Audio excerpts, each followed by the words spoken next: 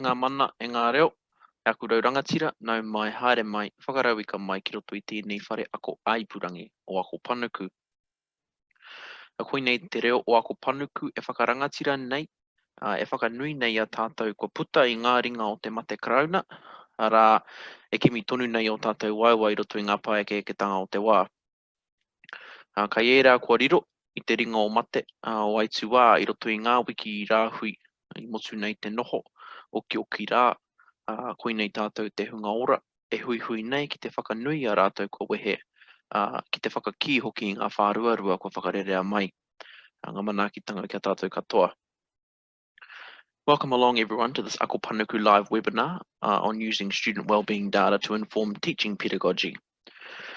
We hope that you've all welcomed the move to level 1 overnight and are successfully adjusting to what may be a new normal. My name is Te Aorangi Murphy-Fell, he uri no Ngāti Kahungunu, no Ngāti Apa, no Ngaitahu, and I'll be your host for today's webinar. If you have any problems during the webinar, please drop me a message through the chat function, or if for any other reason you drop off and you can't get back in, the Ako Panuku phone number is in the chat box, so please note this down. It's my pleasure to introduce our facilitators for today's session, Levi and Dana Armstrong from Patu Aotearoa. Some of you may remember Levi as the keynote from our Huiato last year, where he spoke about the Meke Meter and had you all patuing up. And today we're very privileged to have him along with Dana to present this webinar. So without any further delay, no mai haere mai. Kaya kōrua. Kia ora te aorangi, kia ora whānau, tēnā koutou katoa. Ko kaurana ki te marae, ko kaurana ki te maunga, ko kaukawa te awa. Ko takitimu te waka, ko Ngāti Kahungunu te iwi, no here taunga hau. No reira, tēnā koutou katoa, and yeah, very privileged to be along through today's session, along with my wife, and talk a bit more about student wellbeing and data, and how we can inform teaching pedagogy. Kia ora whānau, my name is Dana, and I'm trained as a PE and health teacher. I've been teaching for the last 16 years, and more recently I've moved into the technology and health space, and I've been playing with the idea of merging health with technology and seeing how that can affect the students that I teach in the classroom. Currently I'm on maternity leave, and Levi and I have decided to, while we raise another child, we also complete our master's degrees, and we've been interested in student wellbeing and wellbeing of Indigenous whānau for quite some time, and decided to use that as a subject to pursue our masters in. So today's session, we're just going to do a quick overview of what is health. To many people, health is many things. A background of the Meke Meter, and also how can we use the data from the Meke Meter to create solutions for education and for whānau. So this is our team. Me and Dana, we've been married for 13 Since years. 2013. Yeah, so we've been good marriage actually. It's been a fantastic marriage, and yeah, this is actually the first time we've ever done something together, so it's really awesome. My background has been fitness. I've graduated through the Eastern Institute of Technology with a bachelor's in sport, and yeah, I've been in the fitness industry for 8 years, and with Patu and a few other programs, I mean, just wanting to get our whānau moving and active. What is health? To many people, it is a few things, and is it money? Is it how fit we are? A lot of people who come to the gym, it's like, oh, how many press-ups can you do, and things like that. How many likes you get? A lot of rangatahi is social media. How many likes are you getting on your posts? Makes you feel good. The clothes we wear makes us feel good, but also generally what makes us feel good. And I think in this time with COVID-19, it's been really interesting to find out some of those triggers to health. The World Health Organization, they made a statement that health is a state of complete physical, mental, and social well-being, and not merely the absence of disease or infirmity. And as a fitness trainer, this my scope has grown to not just physical well-being, but we've got to focus on the mental and social well-being of our whānau and our rangatahi to get the best out of everyone. We've utilised, and many whānau and organisations have utilised Te Pare Tapa Whā, the tinana, working with the tinana, our whānau's real key. It's really essential in the relationships that we have with our whānau in the workplace and back at home. Hinengaro, so hinengaro is very prominent, and especially in this time with COVID-19, but also how is our hinengaro with our rangatahi? Do they enjoy coming to school? Do they enjoy going home? Taha wairua as well, the spirituality within our four walls. And I think everyone should be familiar with Te Pare Tapa Whā. The Miki Mita actually utilises, it's a range of Māori health models. Te Pai Mahutonga also comes to mind, and Te Whiki. So we have utilised those types of models to help us build the Miki Mita. As you can see through these images, we have tried the Miki Mita with Patu whānau. We used to have weigh-in days on a Saturday where whānau will come in, do a weigh-in, set some goals, and we'll smash out a six-week challenge. And along the way, we were surveying whānau, asking them what's important to them, what's important in their life at this current state. And a lot of Eurocentric tools, they use booklets, and we had a 20-page booklet, and a lot of whānau could barely read and write. So the Miki Mita it was derived from that, really. So the birth, it's easy to read for whānau, easy to understand. Whānau actually had an input into the making of the Miki Mita through the domains. So those that may have filled out the Miki Mita already, I'll touch on it in the preso, but each domain actually came from whānau. And also the colours, so the colours for whānau, they resemble freedom, a bit like Jarasta, but the colourful colours such as green, yellow, and red that simulate freedom for our whānau, for Aotearoa. At Patu, we knew that we were making an impact in whānau's lives. They're coming in and losing a bit of weight, but we became more like psychiatrists a lot of the time with whānau. They've either got problems at home, problems at mahi, kai problems, you name it. So you end up becoming a psychiatrist, or someone that whānau can lean on. And I've talked to my wife numerous times about this, and it's very similar to the education in the classroom where you are working with rangatahi and students, and you almost become that trusted person in their lives, almost like a father figure or a parent figure. So the Miki Mita helped us engage with whānau, understand them a lot better, areas that they needed to work on and areas of strength. When we did apply the intervention, we could analyse whether or not we were making an impact, and measure with a lot of organisations, and in particular funding organisations, they want to see what kind of impact you're making. So the Miki Mita was a great tool.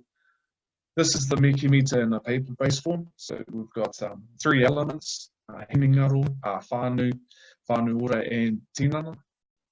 A person would rate themselves on a scale of 1 to 10. So 1 feeling terrible, and 10 feeling really Miki. Hence the name Miki. We wanted to bring a bit of positivity into whānau and their lives. And if you're feeling Miki, that starts you're feeling good. So it was really interesting when we were using this with Patu and travelling around the country and seeing different aspects of health and well-being within different rohe and areas. So that was really informative for us. A big part of this is I like this quote: if you can't measure it, you can't improve it. So if you don't know if you're doing good, or if you're making an impact in someone's life, how can you improve it? And this is the same in the classroom. And I said to Dana, I said, hey, we're always judged by our grades at school, never how we're feeling. And I never, for myself being a student, I never finished. I finished high school, but I didn't get level 3. I ended up getting level 2, and I never thought I'd end up doing my master's. So I never wanted a grade to judge me. So if I could measure it, I can improve on it. For the student, we've actually turned this into an online platform, mekimeta.org, just to make it a lot more easier and efficient to the user. For students, they can create their own login and password, have access to their own Mekimeta.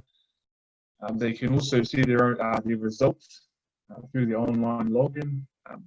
But also it's a self-reflection. So what we found with some of the whānau that they're like, oh hell, I didn't realize I was that low or that high in a certain area, and it's actually just a self-assessment really to say, okay, I need to work on this, and it actually helps us set goals and areas that we need to work on.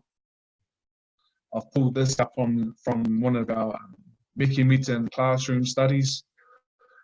A need for culturally sensitive assessment tools which do not focus on academic achievement alone, and has been demonstrated in the literature. So I touched on it before. I believe that we shouldn't be judged on grades. We should be judged on well-being, and we actually really want to see the Mekimeta pushed into the curriculum or into the reports. So giving parents an understanding of, okay, how can we support our tamariki? We've actually created a Mekimeta for all of our tamariki. We've got 4 tamariki, and actually understanding their strengths and weaknesses and how we can collaborate and work together. It's been really awesome, actually. The student interface. So this is what a student or a user would see. And breaking that down, we can see what the Mekimeta and the domains includes: stress-free, happiness, motivation, self-esteem, spirituality, fitness, self-image, family, finances. So this model was actually based off Pākeke or adults, and with the role that Dana's doing, she really wants to push this into the school and into the curriculum. And these domains might change. We're quite open to see what that might look like. It's also good to track wellness over a day. So for myself, this is actually my Mekimeta. As you can see, before Christmas, it was a very stressful time, buying heaps of presents for Mumsy and a few other things in the community. But yeah, as you can see, I actually set myself a goal in January to 100 days alcohol free, and I'm 140 now. So the impact that alcohol has on an individual is, it's quite eye-opening as well, and being able to set goals, actually, it's awesome. And this is my Mekimeta and where I am today. Even though we did go through the COVID and the lockdown, I was actually quite happy and pleased with myself in that time. For teachers, you have access to anonymized data sets. So in a classroom setting, you might have the students fill out the Mekimeta, they set up their own login, just like this picture. This is Tamatea High School. They had access to technology, so the laptops, the iPads, and I think approximately took them about 5 to 10 minutes to set up their own Mekimeta. And then over time, we suggested to the teacher to say, hey, you might want to fill this in, or get the students to fill it in at the start of the term, mid-term, and at the end of the term, and actually just see if there's any variations within their Mekimeta schools. And it's quite insightful to see some of the data come through and like, okay, how can we improve in this area? But how can we envelope that into the curriculum? And Dana's going to touch on that. The dashboard. So this is an example of a dashboard at Patu. So my master's, I'm actually studying the impact of COVID-19 on overall health and well-being of Kiwis. And so we've had over 1,000, as you can see up here, over 1,000 people followed in so far. And this is aggregated schools, so averages, mental, physical, and social well-being. So if we can look further details, we can actually find down here that the changes over time within COVID were decreasing. So mental, physical, social well-being was decreasing over the last few months. If we break down that data further, we're looking at mental health and well-being, and actually seeing that there are some significant changes going on in there. Physical, yep, so we got physical there. This is a dashboard, so this is what a teacher might look at in their classroom as well, and this is very easy to set up. So physical well-being and also social well-being, and seeing what's working good and what's not working so well within the individual as an aggregated score.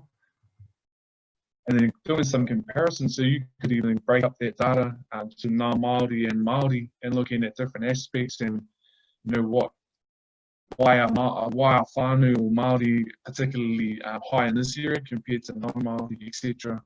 And that's going to be my job during my thesis. So it'll be really interesting to see what kind of data analysis comes out from this. And just through some of the analysis that I've been doing and some studies that are already out there, and some awesome data, is actually there's an increase in loneliness, stress, and fear of the unknown. And a lot of people, when COVID came about, I think it's eased off now, level 1, but there's still uncertainty, an increase in alcohol sales, gaming consoles, especially with rangatahi, being stuck on the game during the lockdown can actually play a significant part in the mental health and well-being, and fitness apps. So there was an increase in fitness apps, hallelujah. People were getting out there and pushing play. But some of the sad stats, you know, domestic violence, there was an increase. And for some tamariki, they actually saw school as their safe place. So when they're in lockdown and in abuse of whānau, then it wasn't really doing them much good. Tamariki also saw food security at the school. So if they were going to kura and there's lunch provided, there was sustenance they were getting fed at school. But also better food choices for whānau. No takeaways were open, and a lot of people have been pushing for online shopping and making better choices online shopping.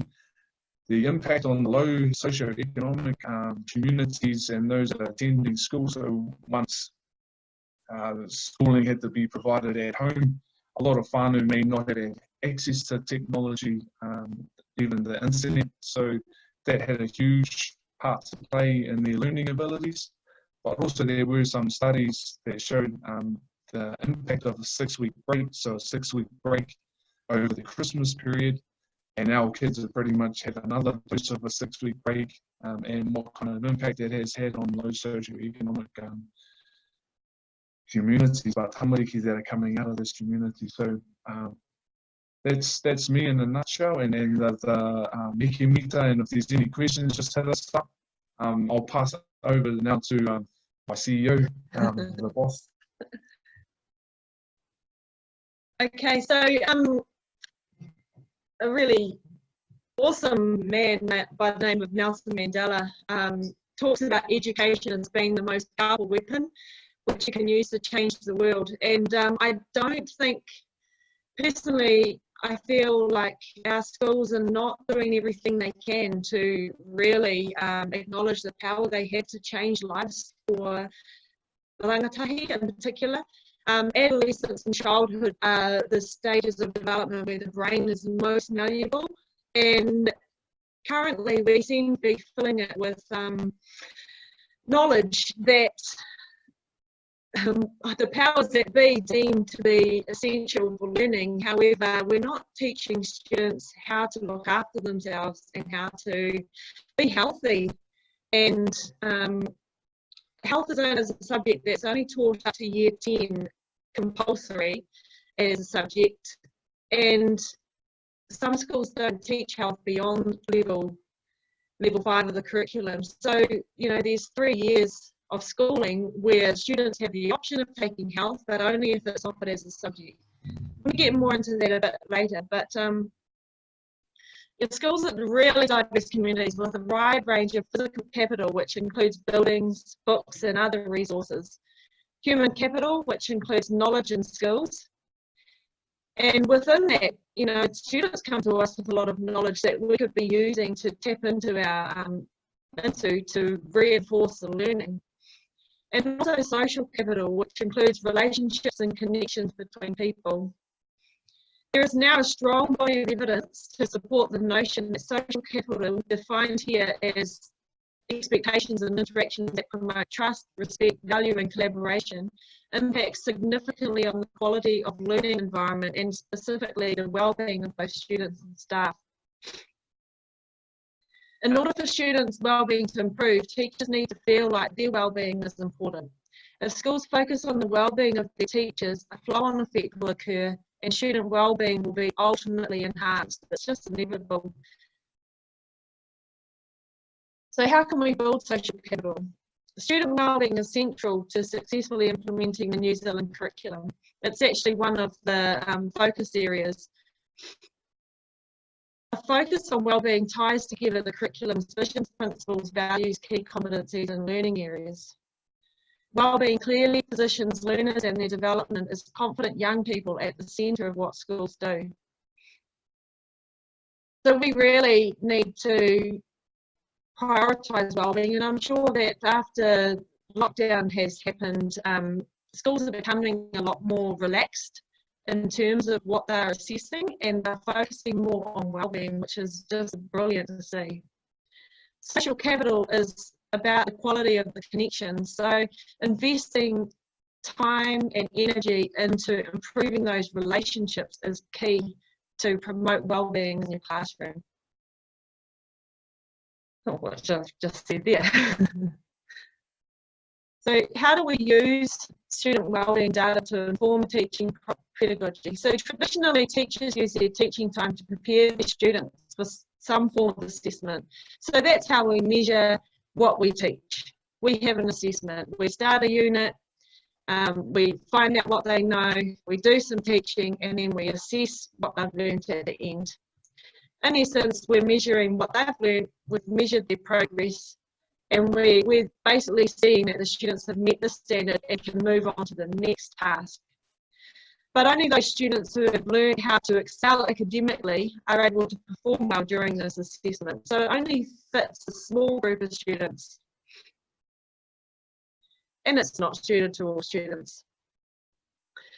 What this teaches students is that schools highlight what they don't know and what they're not good at. It highlights their weaknesses. So we need to change the nature of education and learning. Our education system should teach children and adolescents how to live what is being considered to be the good life. We all want to live a happy, a good life. We want to get a job that we love doing. If we're working to our passions, then we're never going to really work a day in our life. And we need to encourage students to be courageous and dream big.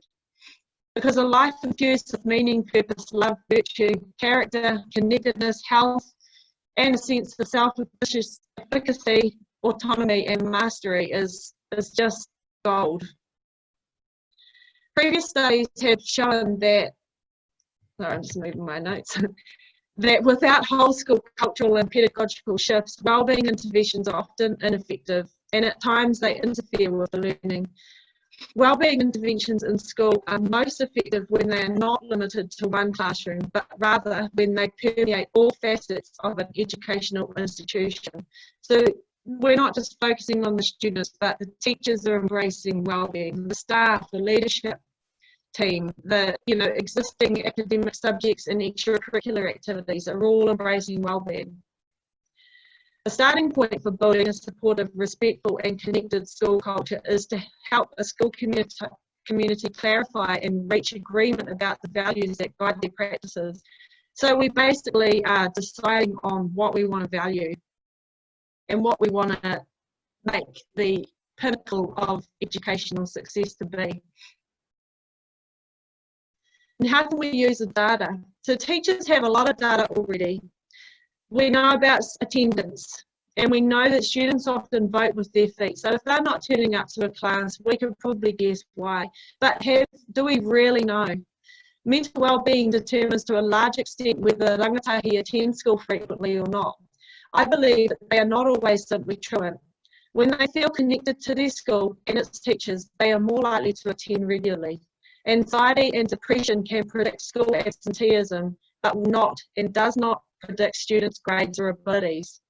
Some of the brightest students that I've taught throughout my time as a teacher, their attendance rates were shocking, but they were coping with the academia of the subject. They just weren't enjoying school. And I wish that I had been able to make a bigger difference to those students, because they're the ones that I remember. Having an understanding of a learner's well-being may allow us to predict and prevent class withdrawals.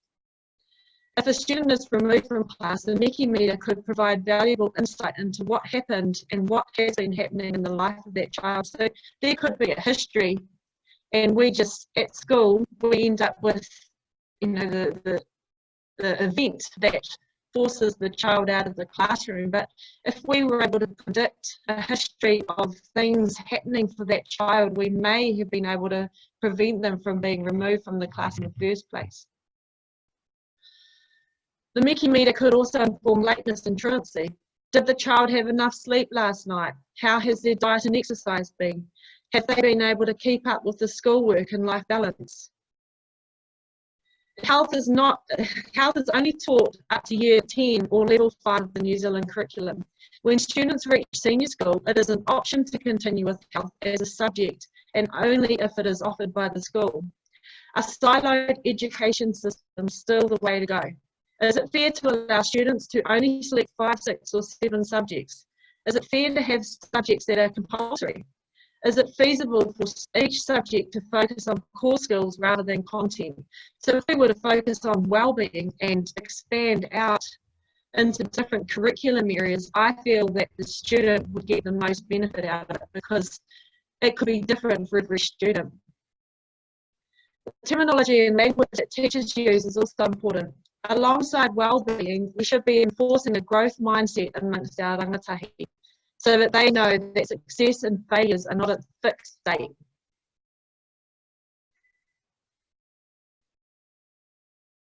So in order to establish positive behaviour for learning, we need to include routines. Routines like karakia, a bit of mindfulness time or awareness time at the start of each day or throughout.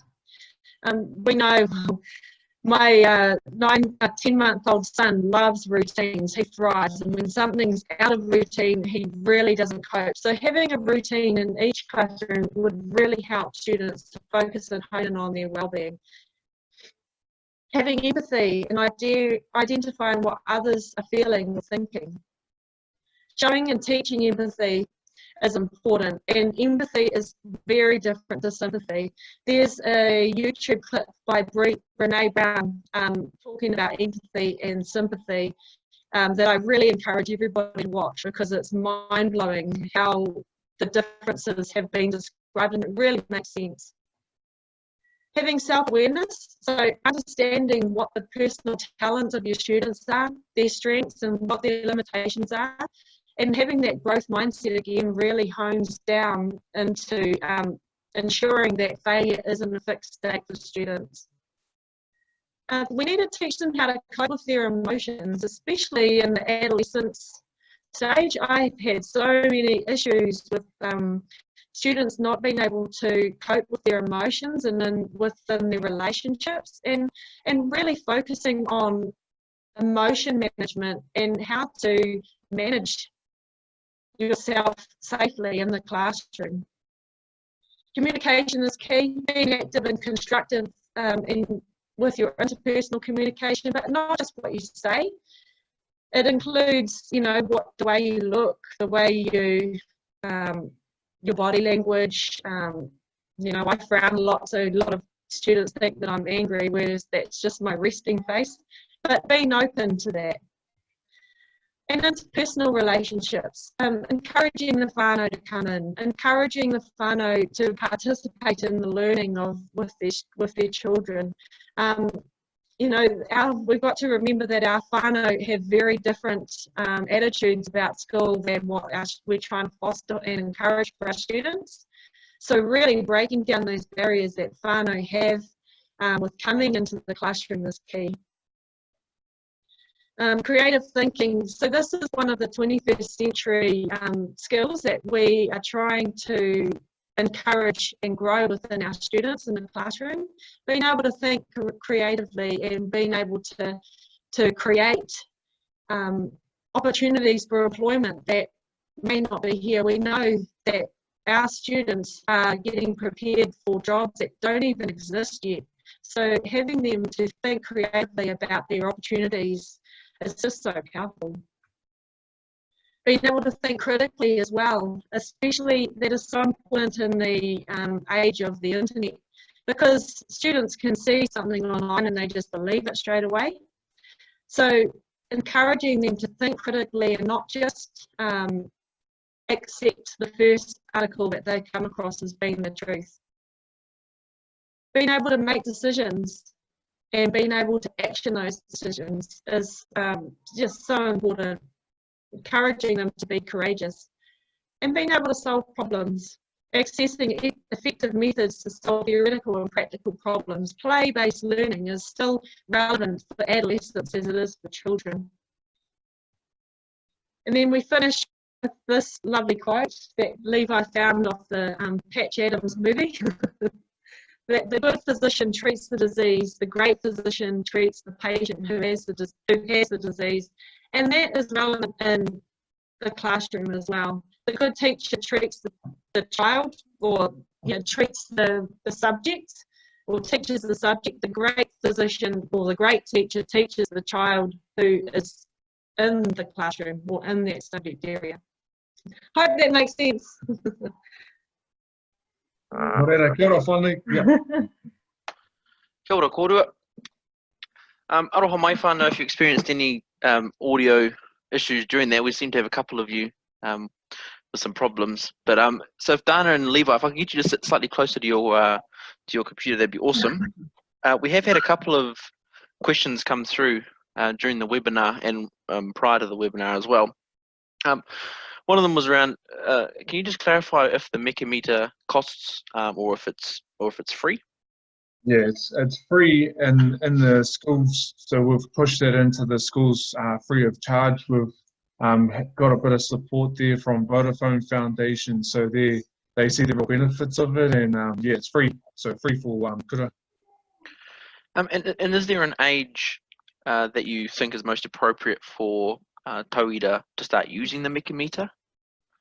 Yeah, we've looked at as low as third form or year 9, so that's we've been testing it at that level. As I mentioned, or as we mentioned, we have been using the Mechameter on our tamariki, so but that's more from our perspective and how we see the areas of those domains, and potentially there is some real scope to adjust the Mechameter. But having Dana as well with her studies and her focus groups and getting some feedback from those rangatei around what they see. We've actually got a Mechameter for dogs. Yeah, we've been doing a bit of work with the animal SPCA nationally, and yeah, how owners perceive areas like are they hungry, are they happy, how much sleep have they had, etc., and seeing if there's any correlation with that their owner. So yeah, it's been really interesting.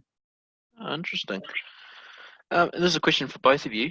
Do you think one area of the Mechameter, you've highlighted mental, physical, and social. Do you believe that one area of the Mechameter is more important or takes more precedence for one of you? Individually, or you? Well, personally, I believe for me it's physical. I know that my physical well-being directly impacts on my mental well-being, and then again directly impacts on my social well-being. So I know that if I'm not eating right, if I'm not exercising at least every day, and if I'm not getting enough sleep, then Levi can vouch that I'm not a very nice person to be around. So that affects social. And also I'm just not coping. I can't concentrate.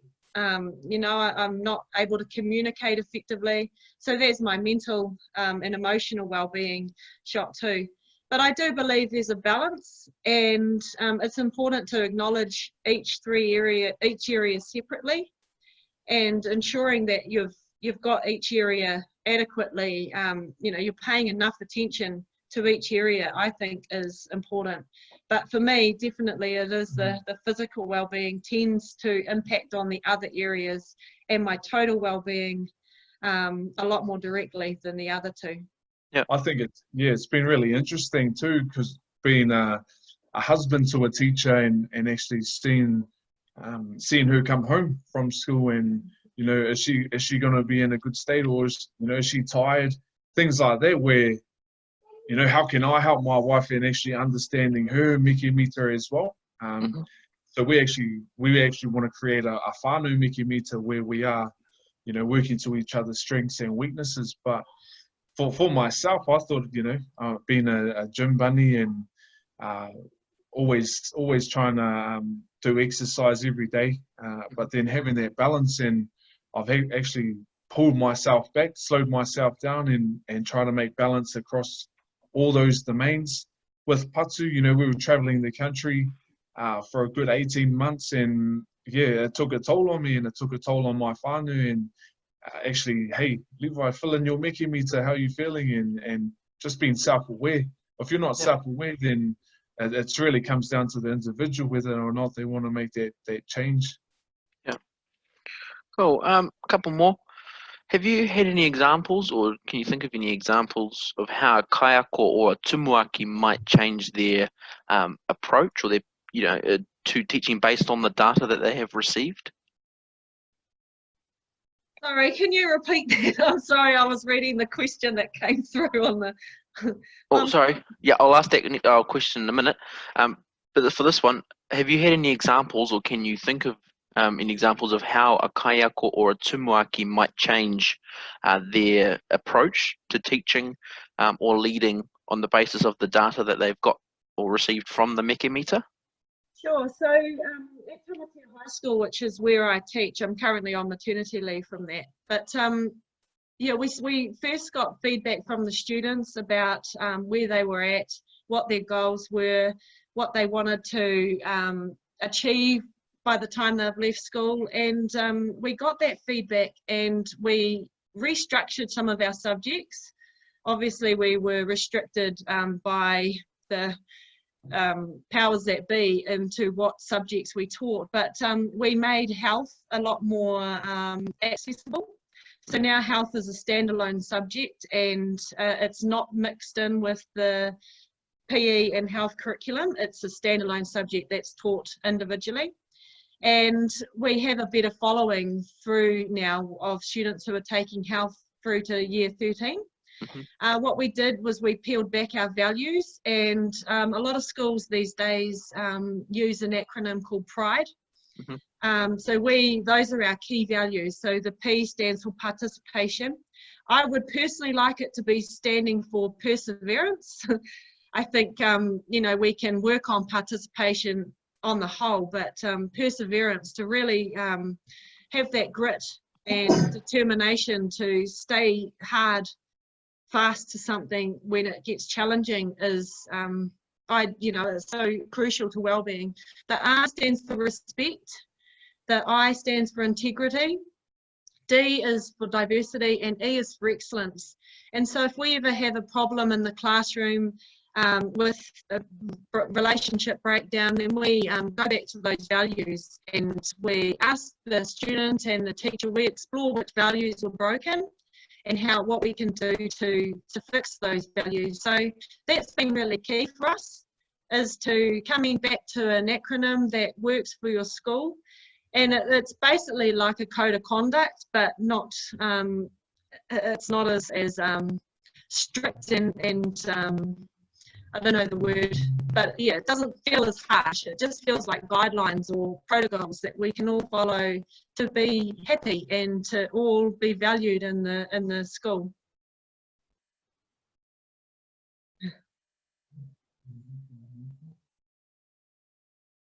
Sorry, brother. Can you hear me? Oh, yeah. Oh, yeah. Hold on, mate. Hold on, mate. We've just had our final question through from Miriama. And she says, to quote Malcolm X, when I is replaced by we, illness becomes wellness. Have you ever considered that instead of individual students creating separate accounts and being supported by yourselves, could they do it as a team or a duo? And then she realizes that this would skew the data, but sometimes students would rather not be able to be identified, but would gain from doing it with others. Yeah, for sure. That's definitely, we're actually looking through the data and finding that there's some correlations with people who and their social well-being, and they're actually stronger in other areas as well, and they want to be around family and friends and things like that, and sometimes it gets the best out of us. So that could be considered where we do look at a duo. And I just mentioned it before, where we wanted potentially to me and Dana to do our Mickey meter together and looking at our strengths and weaknesses. And I think when it comes to identifying the individual, the Mickey meter at times gives people a voice as well. So rather than me talking to my school counsellor about how I'm feeling and all this kind of stuff, the Mickey meter is actually a real easy to go tool where they're just marking out of 10 how they're feeling. And yeah, so when it comes to identifying, that could be a positive and it could be a negative. But I love that wellness and that the illness and the wellness. That's me. I really like that too. Awesome. Well, tēnā kōrua, thank you very much for sharing with us all today. If you have any more questions for Levi and Dana, please fire them through in the chat or in the Q&A, and we'll get back in touch. We'll hang around for another couple of minutes after we wrap up. So if you have any questions, fire them through. Otherwise, flick us through an email at ako panuku. So the offer is there for you kai ako mā. If you want to learn more about the Mickey meter or you want to implement it in your kura, get in touch with us and we'll put you in touch with Levi and Dana. We hope that you found the session valuable and that we'll see you at another Ako Panuku webinar very soon. We'll be sending a follow-up email that contains a link to an evaluation about the webinar, so we'd really appreciate it if you could fill that out. And as a final note, some of you may have seen that the 2020 Ako Panuku Hui a Tau has been announced and will be held fully online on the 29th of September. So keep an eye and an ear out for more information about that coming out real soon. Nō reira, kaunuhianga kōrero ki te uru tapu nui. Kia wātea, ai rā, kua wātea, rire hau, pai mārire, ngā manaakitanga kia tātou katoa, hei konā rā.